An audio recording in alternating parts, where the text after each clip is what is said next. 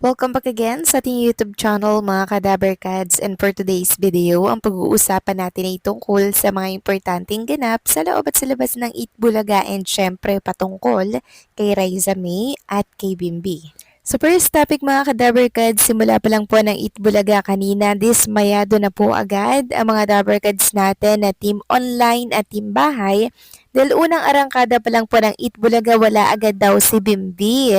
So panay tuloy ang tanong ng Dabarkads natin kung nasan daw ba si Bimbi at kung bakit wala ito sa Eat Bulaga. So unang-una mga Dabarkads, pre-recorded po ang Eat Bulaga ngayong araw po ng Martes. At narito po ang kasagutan mga Kadaberkads. Ayon nga dito sa episode ngayong Martes ng Eat Bulaga, marami na naman ang gulong-gulo kung bakit ba wala si Bimbi sa Eat Bulaga. Pre-recorded lang po ito, maagang umuwi si Bimbi nang na-record ito dahil na din sa emergency ng kanilang family nung nakaraang week.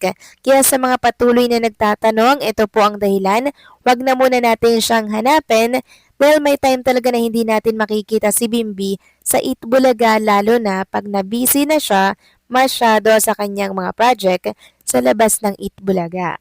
Sinasanay na tayo ng IB na wag masanay na laging present si Bimbi. Masaya naman si Raisa kahit wala si Bimbi. Yun nga lang, bakit hindi niya suot ang kwintas ngayong araw ng Martes? Bakit niya ito hinubad? Nagtatanong lang. So yes mga Kadaberkads, pansin ko rin hindi po suot ni Raisa May yung kwintas na binigay po ni Bimbi ngayong araw po ng Martes. So every time po kasi na hindi suot ni Raisa May yan, syempre napapatanong po ang mga Daberkads natin, ang mga maybe fans kung bakit hindi ito suot.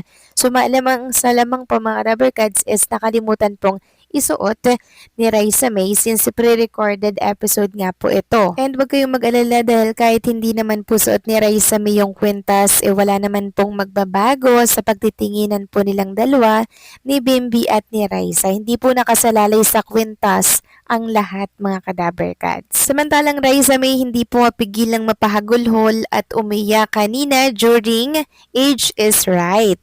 So during Age is Right kasi mga Kadaberkads, nag-iyakan po talaga mga Eat Bulaga host at mga studio audience sa Eat Bulaga dahil sa kwentong hatid po ng isa sa mga secret agent ng segment na Age is Right.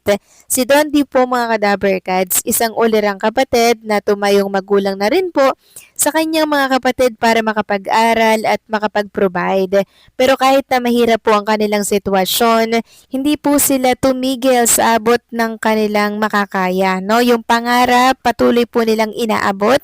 Nagtitinda-tinda po si Don D sa school habang nag-aaral siya at the same time, pinag-aaral niya din po yung kapatid niya.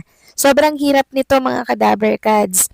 Pinagkakasya po yung lahat para makasurvive habang nagkukwento nga po sa mga Daberkads natin, naiiyak po si Dondi at hindi po maiwasang tumulo yung kanyang mga luha. Kaya naman si Bossing Vic Soto, si Raisa May, si Alan K, si Karen, mga Daberkads natin sa studio mga Kadaberkads, kanya-kanyang punas po ng tissue para po mawala yung kanilang mga luha. Kasama din po syempre ni Dondi yung kanyang kapatid sa studio na pinag-aaral niya po mga Kadaberkads. So habang nagkukwento nga po yung kanyang kapatid, umiiyak din po ito dahil sa hirap po na ginagawa ng kanyang kuya na sakripisyo para po sila ay mapag-aral at matustusan sa pang-araw-araw. At dahil nga po sa awa ng Itbulaga at para din po makatulong ang Itbulaga since may bakanting EB Scholar nga po sa Itbulaga dahil nakagraduate na po nung nakaraan yung isang EB Scholar, si Dondi po ang pinalit ni Bossing Vic Soto kanina. Yan po yung inanunsyo niya. Sagot daw lahat ng Itbulaga, baon at mga kailangan po ni Dondi sa eskwelahan. Nakita natin ang inanunsyo po ni Bossing Vic Soto yun. Sobrang saya po ni Dondi maging ang mga Daberkads natin sa studio. Napatayo talaga sila mga Kadaberkads para magbigay po kayo sa Itbulaga kasi napakalaking tulong po nito sa pamilya ni Dondi. Pag nakapagtapos po kasi si Dondi, siya ang magiging tulay para maigapang palalo yung kanyang mga kapatid na sumunod po sa kanya. Kaya ako doon sa programang Itbulaga dahil marami po nila talagang natutulungan katulad po ni Dondi na talagang deserve ng tulong. Samantalang pag-usapan naman natin mga Kadaberkads ang ganap during Sugod Bahay mga kapatid. May kawali kasi doon mga Kadaberkads tapos inspired by Raiza. So mukha po ni Raiza ang nakalagay dyan. Very creative mga kadaber cats. Ang ganda nga po. Hiningi nga po ito ni Raiza Madison at ibinigay naman po mga kadaber cats. Ipapadala daw po sa studio. Kakaiba kasi yung kawali na ito mga kadaber cats. Sobrang ganda at 8 hours daw nga ito na pinagpuyatan at ginawa po ng isa sa mga contestant kanina sa Sugod Bahay. Samantalang Bimbi at Raiza may tampuhan nga bang namumuo mga kadaber cads? Yan kasi ang lumalabas ngayon sa mundo po ng social media matapos mag-viral ang ilang mga video ni Raiza at Bimbi na kung saan ay todo suyo nga po si Bimbi kay Raiza. Hinahawakan po si Raiza sa braso pero si Raiza talaga umiiwas. Kaya naman ang katanungan po ng mga Maybe fans and syempre ng mga Dabber Kids natin ay kung ano daw ba ang nagawa ni Bimbi at gano'n na lamang po ang pag-iwas at pagtatampo ni Raiza May kay Bimbi mga ka-Dabber Kids. Grabe talaga yung ginawa ni Bimbi dyan na pagsuyo kay Raiza May pero sa huli naging okay din po ang lahat. Ito po ay nung time na nag-live si Jack Salvador mga ka-Dabber Kids nung pauwi na po sila ni Bimbi mga kadaber kids na umappear nga po si Mami Risa. Yung hinabol po ni Bimbi si Raiza May at nilambing-lambing po sa hallway tapos hinatid pa mga kadaber kids si Raiza para po makasakay bago umuwi nga naman mga kadaber kids. Yun po yung ganap na yun. Yun po yung time na merong pag-iwas.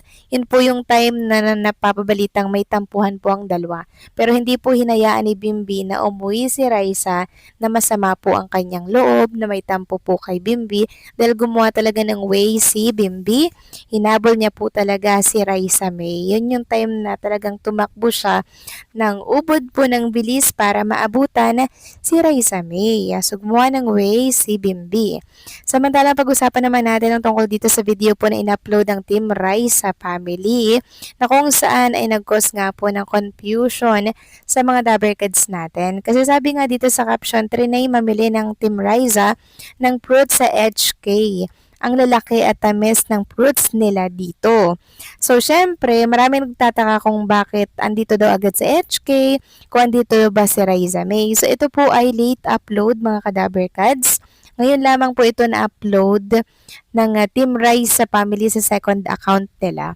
Sabi nga dito late upload, so meaning hindi po ito bago. Ito ay nung nakaraan pa na last vacation po nila nakasama nga po si Raiza May Dizon, parte po ng birthday celebration ni Raiza May mga Kadaber Cads. Yun po yun, hindi po umalis si Raiza May ng bansa. Present nga po siya bukas sa live ng Eat Bulaga kasi pre-recorded lang po yung Eat Bulaga ngayong araw eh.